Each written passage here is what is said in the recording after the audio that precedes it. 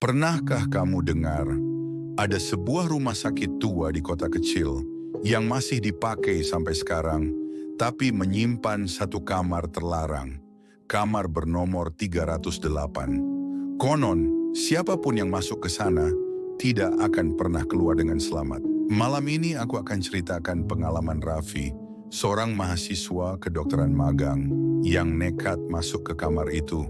Dan sejak saat itu hidupnya tidak pernah sama lagi.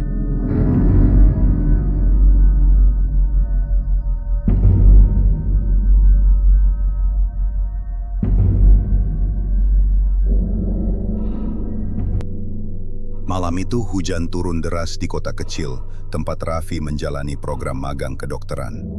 Rumah sakit tempatnya bertugas adalah bangunan lama peninggalan Belanda. Sebagian sudah direnovasi, tapi sebagian lainnya masih dibiarkan dengan cat mengelupas, bau apek, dan lorong panjang yang selalu temaram. Sebagai mahasiswa tingkat akhir, Raffi baru pertama kali dapat giliran jaga malam. Seniornya sudah mewanti-wanti, kalau malam, jangan pernah keliling sendirian di wing lama, apalagi dekat kamar 308. Raffi hanya mengangguk, meski dalam hati ia bertanya-tanya, apa istimewanya kamar itu? Kenapa disebut-sebut seolah menyimpan sesuatu? Jam menunjukkan pukul 11 malam. Lorong rumah sakit semakin sepi. Lampu neon tua berkelip-kelip. Suara hujan di luar bercampur dengan bunyi langkah perawat yang lewat cepat. Raffi duduk di meja jaga, menatap monitor pasien yang sepi. Tiba-tiba, samar-samar terdengar suara. "Tolong, suster, tolong saya." Raffi menoleh. Suara itu jelas datang dari arah wing lama. Ia ragu, tapi naluri medisnya bergerak. Ia ambil senter dan berjalan pelan menyusuri lorong. Semakin dekat ke arah kamar bernomor 308, suara itu semakin jelas. Suara seorang perempuan, parau, seolah kesakitan. Raffi berdiri di depan pintu kamar 308. Pintu itu kusam, catnya mengelupas, dan terpasang gembok tua yang entah sudah berapa lama tak dibuka. Tapi anehnya, pintu itu tidak terkunci rapat, sedikit terbuka, berderit saat disentuh.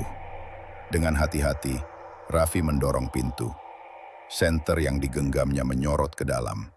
Kamar itu lembab, bau obat bercampur karat.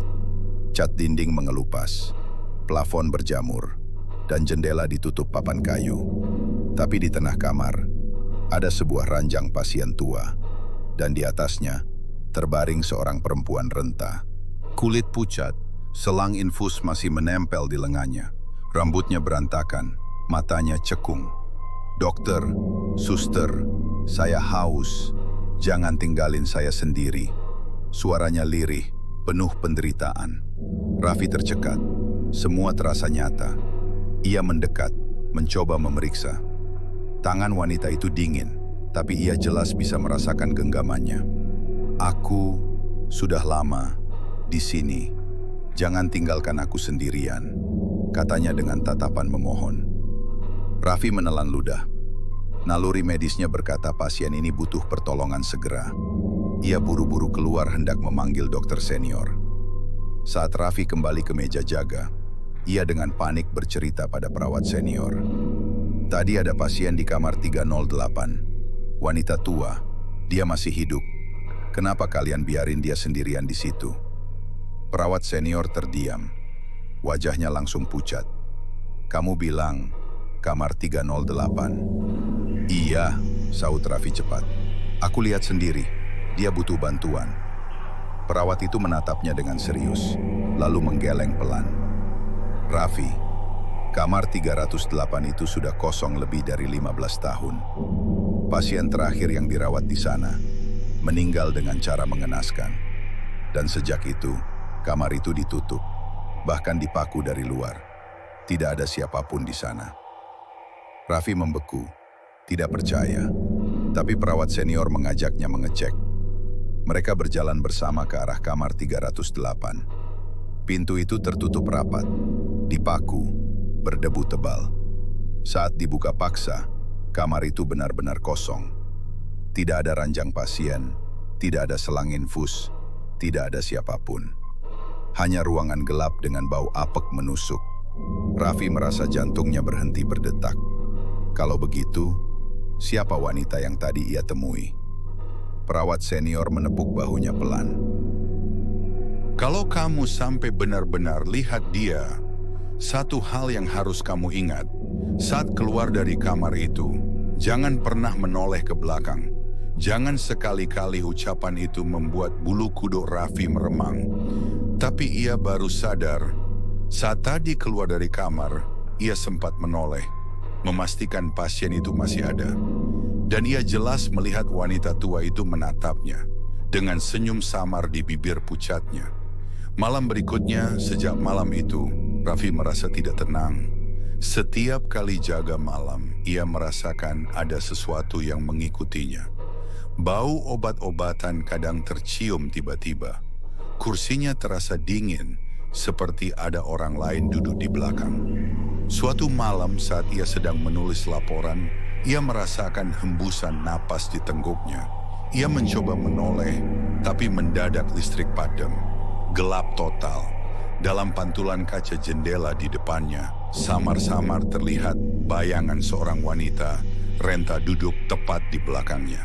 Rambutnya kusut, mata cekung, mulutnya menyeringai. "Jangan tinggalin aku lagi, dokter." Penutup. Sejak kejadian itu, Raffi tidak pernah lagi sama. Teman-temannya bilang ia sering bicara sendiri di meja jaga, seolah sedang menenangkan seseorang yang tidak terlihat. Dan anehnya, setiap kali ia jaga malam, kursi di sampingnya selalu basah, seolah ada seseorang yang duduk di sana. Kamar 308 tetap tertutup, tapi bisik-bisik tentang pasien yang tidak pernah benar-benar pergi masih terdengar sampai sekarang. Dan itulah kisah menyeramkan dari kamar 308 rumah sakit tua. Apakah Raffi benar-benar dihantui pasien terakhir kamar itu? Atau semua hanyalah ilusi dari pikiran yang lelah?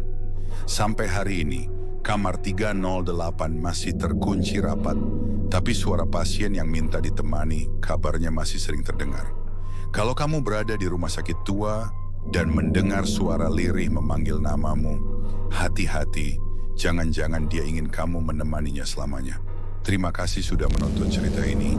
Jangan lupa like, share, dan subscribe supaya kamu tidak ketinggalan kisah horor mencekam lainnya.